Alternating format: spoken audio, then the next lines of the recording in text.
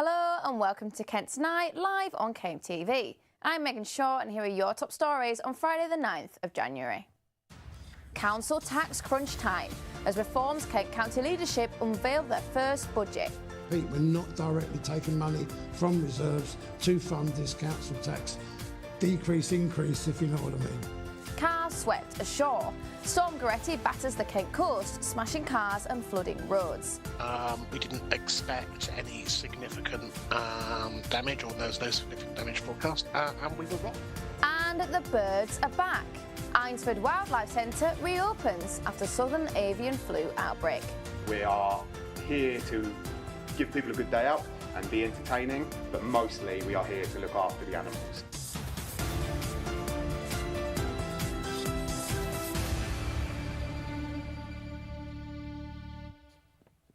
Our top story, a nearly 4% rise in council tax. That's the headline from the newly unveiled draft budget at Kent County Council. It's the first time in 12 years council tax hasn't gone up by the maximum 5%, with the Reform administration saying that they've achieved the lower increase through savings. But opposition councillors warn that the move will leave a hole in council reserves and cuts to crucial services. Local Democracy reporter Ollie Leader sat down with the leadership team earlier on to put these concerns to the authorities' top team.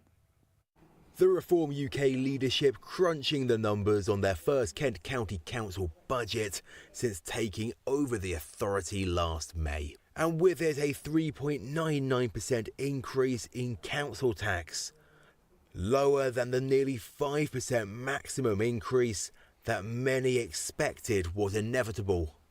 What it means for the people out there, it means we have basically reduced the amount of council tax that we could have put it up to by 20%. Now that is a direct benefit to every single council taxpayer in Kent. We've got one of the highest tax rates around the world. I mean, that's a fact when you look at what nationally is happening. So if we can give a little bit back to the residents of Kent, that's what we're going to do. But opposition groups are now concerned that the council will either have to delve into their reserves or aim for unrealistic savings to make up the difference. I'm horrified by the short-termism of it. Basically, the fact that we're going to go to reserves in order to fund this, it's a really dangerous message to be sending to government that you don't need to increase your council tax by the maximum, where almost all other councils are doing exactly that. And that's what we as Liberal Democrats really fear, is to get this triple whammy of a broken promise, a raid on the reserves and cuts to vital services.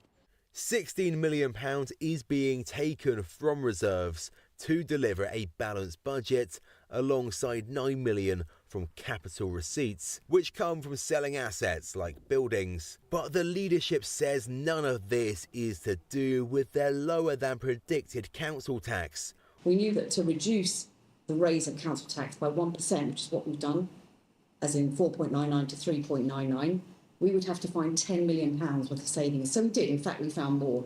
We've got £14 million overall in savings that we've identified just in 8 months since taking control. Pete, we're not directly taking money from reserves to fund this council tax. Decrease, increase, if you know what I mean. This draft budget will be voted on in February at full council. But questions are still circulating here at Sessions House about how sustainable this budget really is for people living in Kent. Ollie Leader at County Hall. Now, residents along the Kent coast were given a shock this morning as Storm Goretti brought huge waves crashing into cars and flooding roads. On Sandgate Esplanade near Folkestone, residents found cars scattered across the road after a night of fierce weather. Strong winds and waves pushed shingle over the seawall and even moved parked vehicles along the Esplanade. And Maisie Walker has more.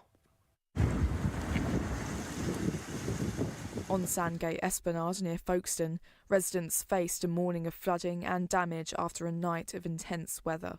These are the scenes along the Kent coast early this morning, as Storm Goretti's huge waves smashed into cars and left roads flooded. Storm Goretti seems to have hit us much harder than anyone forecast. We didn't expect any significant damage, or there was no significant damage forecast, and we were wrong. There was certainly through Sandgate, the Esplanade was underwater overnight, and we woke up this morning to cars that had been floated across the Esplanade, or floated and blown across the Esplanade or down the road. So in Planning Granville Parade, there is shingle right the way down the coastline, and there is significant damage to a number of things up and down, certainly between Folkestone and through Folkestone and Hythe. Residents have shared their disbelief at the scale of the damage. One local said, "I've lived here more than 20 years and I've never seen it this bad. Where I live, it was just a bit rainy and windy, so I didn't realise it was going to cause this much damage."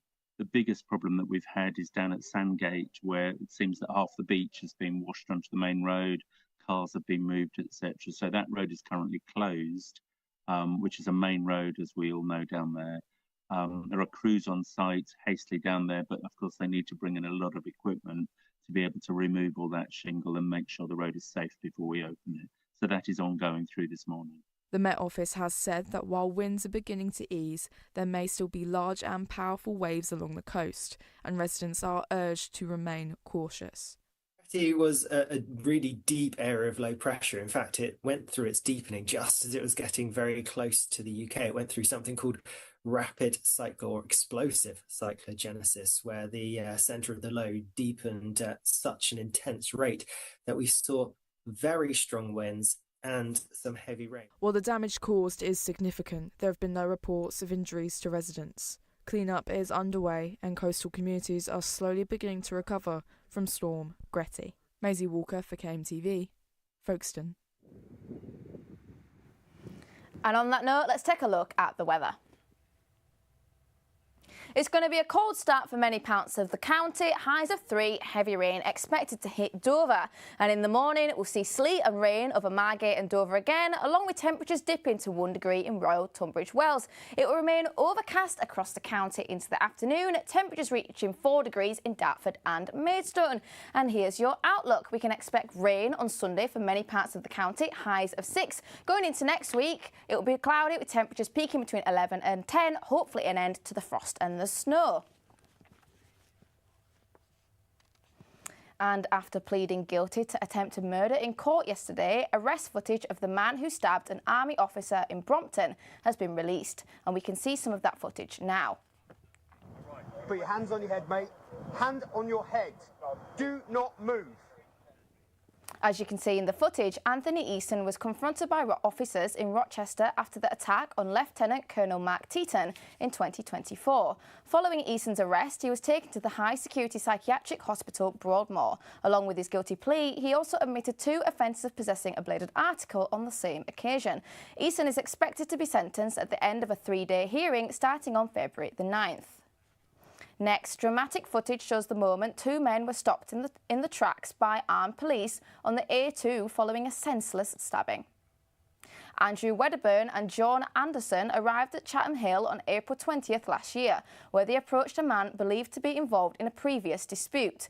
A verbal altercation followed at around 1:50 p.m, which led to the victim being pulled to the ground and stabbed. The suspects then fled the scene, leaving the man on the floor with serious injuries. Both men pleaded guilty and on Wednesday, January 7th, were sentenced at Maidstone Crown Court. And major plans to redevelop part of Maidstone into a car-free zone with alfresco dining are finally moving ahead. The creation of a cafe culture in Earl Street is a long-held ambition of Maidstone Council. It wants to define the road as a destination focused on hospitality, social connections and a welcoming environment. Under the plan, the road would see new pedestrianisation and seating as well as outdoor dining. The Cabinet is due to discuss the matter at its meeting on Wednesday, January 8th. Next, a man has been jailed for attempting to smuggle over 6 million mixed brand cigarettes through the Port of Dover from June last year. The cigarettes were found in 14 legitimate packages of Bentley car parts en route to Crewe, and our reporter Josh McLaughlin has more. A lorry driver who attempted to smuggle over 6 million cigarettes through Dover Port in Bentley car parts has been jailed for 31 months. Maidstone Crown Court heard today that this evasion cost the taxpayer £2.7 million.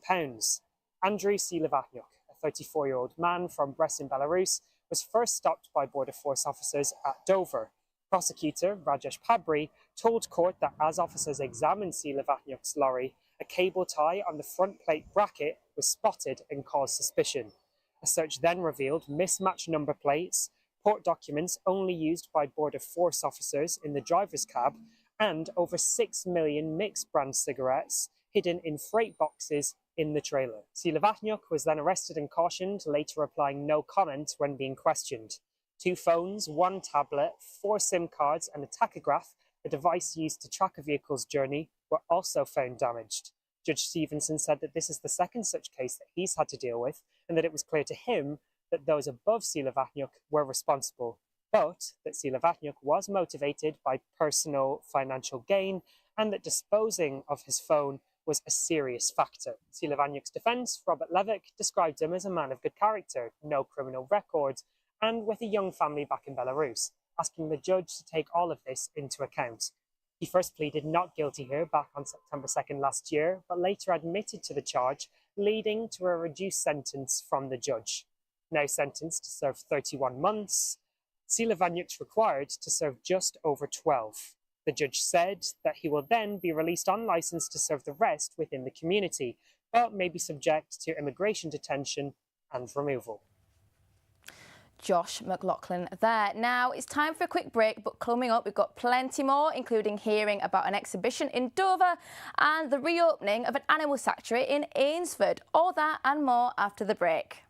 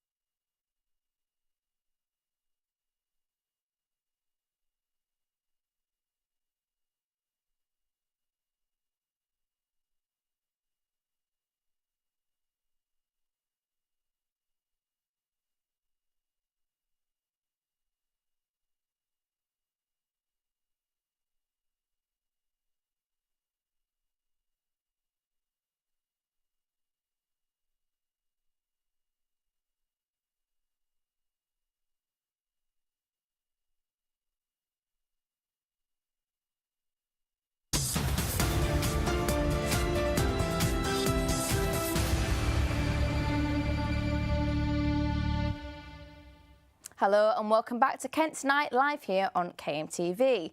Next, an ex-convict turned author from Headcorn, who had been open about his struggles with addiction, had relapsed when he fell and drowned into a river, an inquest has found. Daniel J. Grosset was discovered dead in the River Medway in Maidstone Town Centre last August. He'd been described by loved ones and friends as a gentle soul, and Kristen Hawthorne was at Oakwood House earlier.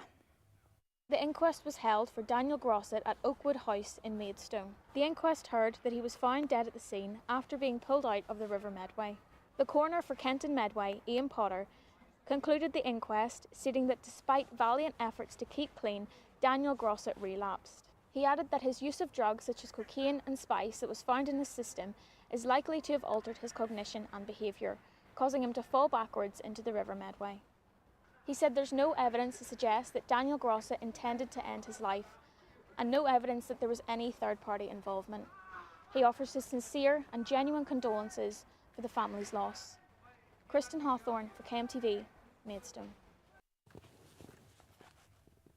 Now, a company dedicated to using creativity as a tool for confidence, resilience and recovery will be holding a free art showcase in Dover at the end of the month. Alison Bramwell is the director of Therapy Through Theatre, which aims to explore creativity, storytelling and emotional well-being through the arts. The one-day showcase will be held on Tuesday, January the 27th at Dover Marina Hotel and Spa. And Alison joined me earlier to tell me more. So Alison, thank you so much for joining us. So first of all, you're the director of Therapy Through Theatre. So first of all, can you just tell us a bit about this? What is Therapy Through Theatre? Well, I did my Masters in Applied Theatre and Education up north, and on the back of that, because I saw the benefit of creatives in helping people recover through trauma, even my own experience, creatives, and like the exhibition that I'm doing is actually my aunt who had trauma as a child, hence why she became such an incredible painter. And it's about, I then set up the company to help people release inner emotions, trauma, through a creative form. At the end of this month, you've got another art exhibition on, which is, I suppose, run by you and your company. So can you tell me a bit more about this? So what does that entail? It's really thought-provoking art. I mean, her art changed. It's my Aunt Victoria Taylor. She's 84 now in a care home in Deal, lovely care home. But basically, her art changed over the years. She got a master's, trained in London, but she came down this area about a long time ago, and I used to visit her, and I then adapted and loved the Kent area, and I love it even more today. I've got all my friends here and everything, but so basically, this art exhibition is thought-provoking. Her artwork is thought-provoking because it's trauma. Not only does it show actually the stages of her accepting it and releasing it, because it's like there's about 80 paintings she spent her lifetime from the age of 14 when she was in a garage in London with no facilities, just her paintwork. She never did anything else but paint. But she released a lot of trauma through her work. Would you say it's sort of a mission or an objective of your company to try and showcase art that, I suppose, expresses feelings in that way and expresses, I suppose, what you call trauma? It does work. I personally know. It's a beautiful way of expressing emotions. And actually, the more severe, actually any trauma, you put it on a painting or in a creative form, a play, even a play or anything, you act in a play.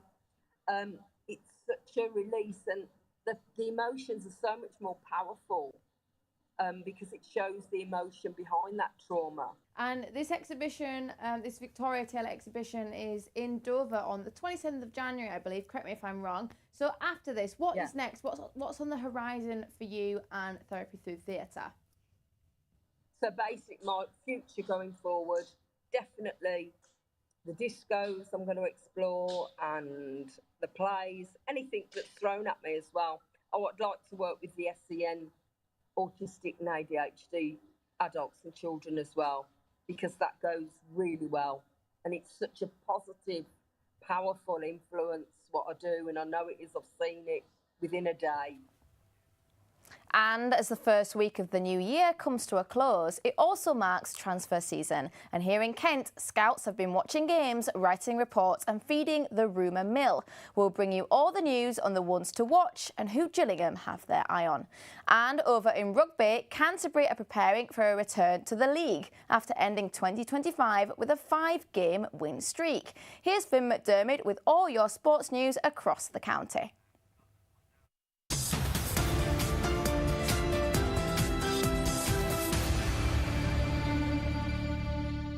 First off, former Tottenham player and Margate manager Terry Yorath has passed away, aged 75.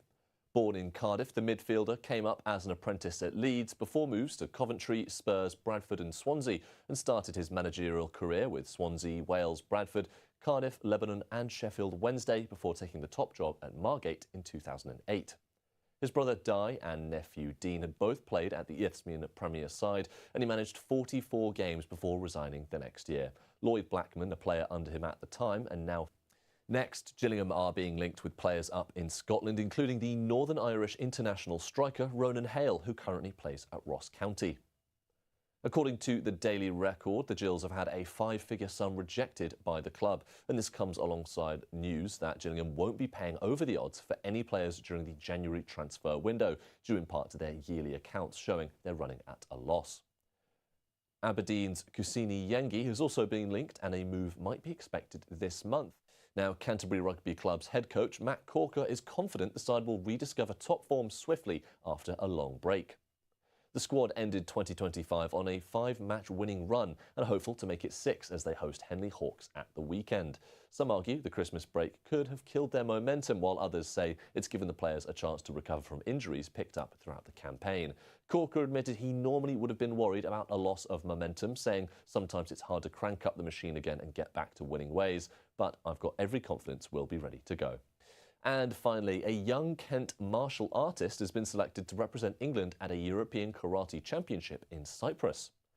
Connor Watts started his journey with the sport at the age of 4, training at Shukakai Karate Academy in Maidstone. He's previously won medals at domestic championships, with a recent gold in the 2024 and 2025 English National Championships. And since karate is a self-funded sport, he's fundraising online to pay for travel, accommodation and equipment. Well, all the best of luck to Connor, and that is full time for your sports news today. See you soon.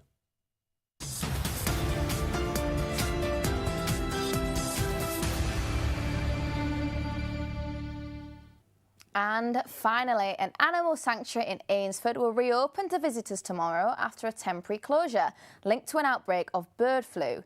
Eagle Heights Wildlife Foundation took the unprecedented decision to close in November last year as a preventative measure after risks posed by bird flu in the county suddenly grew. The non-for-profit centre is known for its iconic displays, celebrity eagle and menagerie of animals. And while the birds remain grounded for now, they have high hopes for their 30th year. Reporter Chloe Brewster spoke to the team ahead of the big day. Taking to the skies is usually a regular task for birds like bald eagle Phoenix, but an outbreak of avian flu has meant she's had to stay grounded for a few months. Great Britain became an avian influenza prevention zone in November, with the Department for Environment, Food and Rural Affairs applying mandatory measures to house birds inside. 4 sites in Kent saw infection towards the end of 2025, prompting Eagle Heights Wildlife Foundation to take the difficult decision to close to visitors to safeguard the animals, keeping Crystal Palace celebrity Phoenix on his perch for now. We've been open now for coming up on 30 years. It's actually our 30th anniversary this year, so we're very excited about that. We are here to give people a good day out and be entertaining, but mostly we are here to look after the animals. And you know, that's our number one priority when it really comes down to it. And having these birds out and about, obviously once they're out, we are in control of them in terms of their training, but we're not in control of exactly where they go. They're in the trees, they're going off on the roofs and wherever they really feel like landing. And that gets them in contact with all sorts of wild bird influence, mostly, you know, what other wild birds poop, to put it bluntly. And that is the number one transmitter of avian influenza. But tomorrow, the foundation will reopen following confirmation there have been no recent local outbreaks and after a negative avian flu result of a deceased wild bird found on site. Without proper precautions, it's getting more and more real, to be honest. You know, bird flu has always been a thing. It's always been around. It comes and goes every winter. But we've never had serious cases this far south, at least not for a very long time. So it's become scarier and scarier, really, as it goes on. And with proper precautions and you know, some hard decisions, you can be pretty safe. But without that, we could have been in trouble. While the centre will be reopening for visitors from tomorrow, some of the bird-related attractions will remain closed to protect the safety of the wildlife here. We are still going to be keeping the birds locked down a little bit for now until we can have the housing orders lifted, which is going to allow us to then be able to do our flying displays again and bring the birds out for more regular exercise and, you know, all back to normality. So we are reopening, but with still some restrictions in place to keep them safe. As the foundation preps the animals for socialising, they say they're looking forward to seeing the birds take flight once again. Chloe Brewster for KMTV in Ainsford.